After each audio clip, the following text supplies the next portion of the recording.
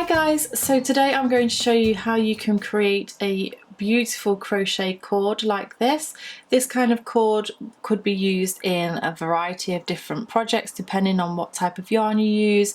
It could be used as a cord for a bag, or you could even make it into jewellery, or you could create a long piece of cord and then use this to apply to a piece of work, maybe write letters with it, I don't know. But it's just a really pretty looking cord. It's actually really easy. What I would suggest is, if you are just practicing this, go for a thicker yarn and a larger hook so that you can get used to it, because the thinner the yarn and the smaller the hook, the more tricky it is. So if you are just practicing, grab yourself some chunky yarn and a nice big hook and let's get going. So you want to begin by creating a slip knot, and you can do this in whichever method you prefer.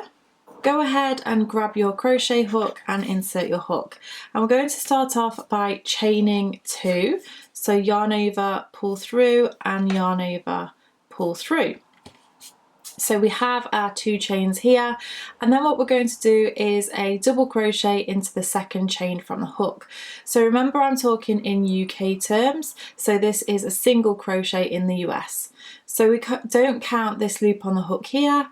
This is the first chain and this is the second chain from the hook.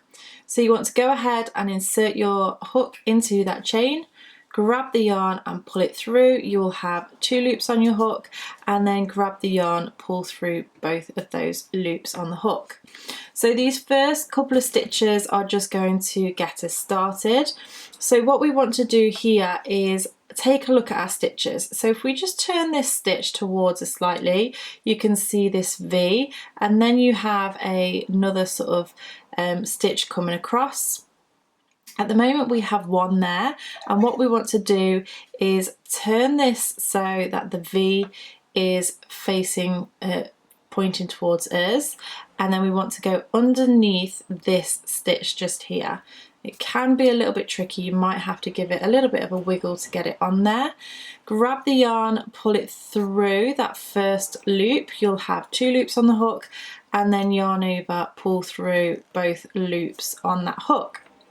Now what you're going to do is twist this work towards you again, and this just makes it easy to see where we are with things. And from now on this is going to be the same. So we have our V just here, and then we have 2 poles which are coming across. So we want to go under this, these 2 loops with a hook, and you can see I'm just using my fingers to get it on there. You're going to grab the yarn and pull it through both of those loops. You'll have 2 loops on the hook, and then yarn over, pull through both of those loops, and then twist those stitches towards you again. So we have our V and our 2 loops. We're going under both of those loops, grabbing the yarn and pulling it through those 2 loops, and then yarn over, pull through 2 loops, and then twist towards you. You have your V and your 2 loops, go underneath, grab the yarn, pull it through, and then yarn over, pull through 2, and then twist towards you. You have your V and your 2 loops. And this is pretty much what you're going to do all the way along. So as you can see, it can get a little bit tight because this is kind of an unconventional way of working into your stitches. Oops, I've just missed a little thread there.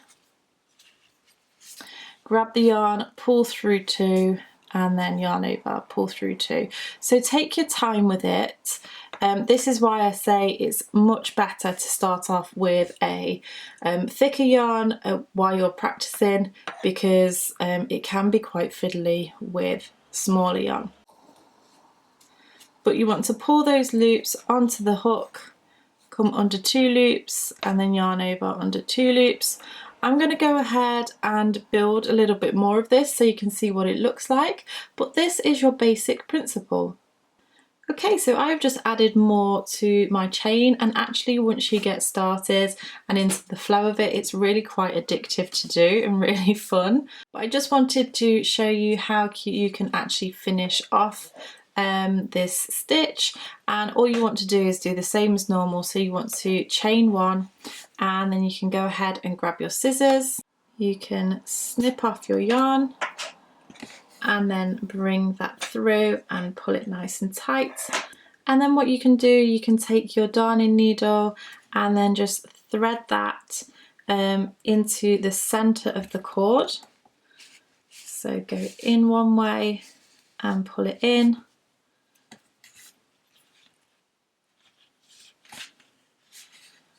And then try and catch a few different fibers and go back upwards. And then to follow the rule of three, just to make sure it's super secure, go back downwards one more time.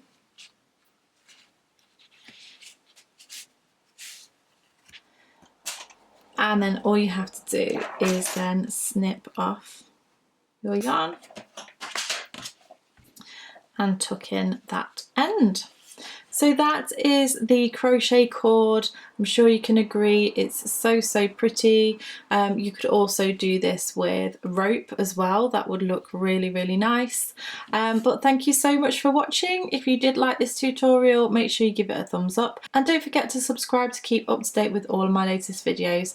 Thank you so much for watching, and I shall see you again next time. Bye!